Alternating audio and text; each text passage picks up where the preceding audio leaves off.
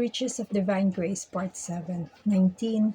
You are partaker of Christ. This means that we do not have anything godly in our life aside from Christ in us. Yet most believers live and die never coming to the fact that Christ is all and in all.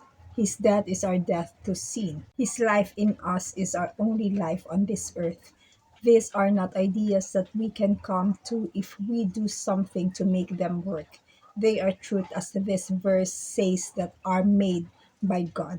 Then in Second Peter chapter 1 verse 4, you are partaker of the divine nature.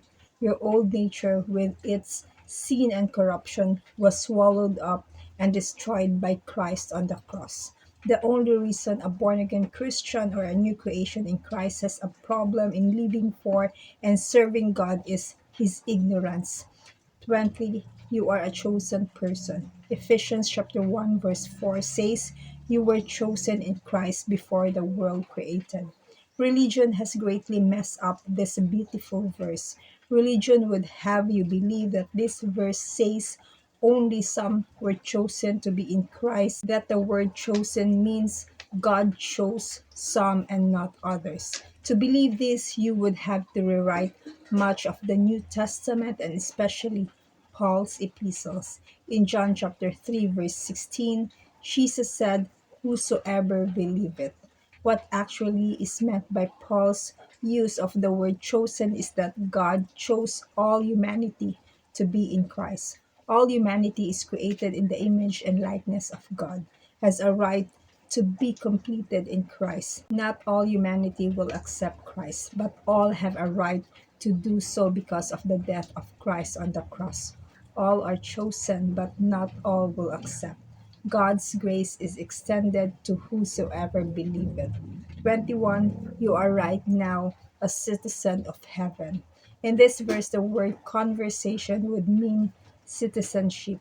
When we were saved, we were seated with Christ in heavenly places. As I have said before, heavenly places is not a location but a sphere of living. It is Paul's way of getting the mind of the believer to knowing that he is not a part of this world, but his home is the Father's house in heaven.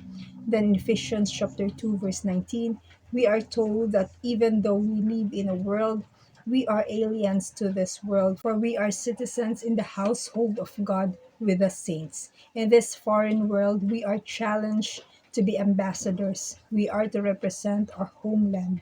We are strangers and pilgrims in this world and will never be acceptable to this world on the level of this world's knowledge. But when anyone is born again, he enters into a new knowledge, a knowledge not of this world.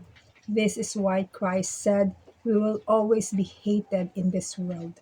We belong to another world in heaven. It is a fact that most believers never fit into their thinking that they are not part of this world.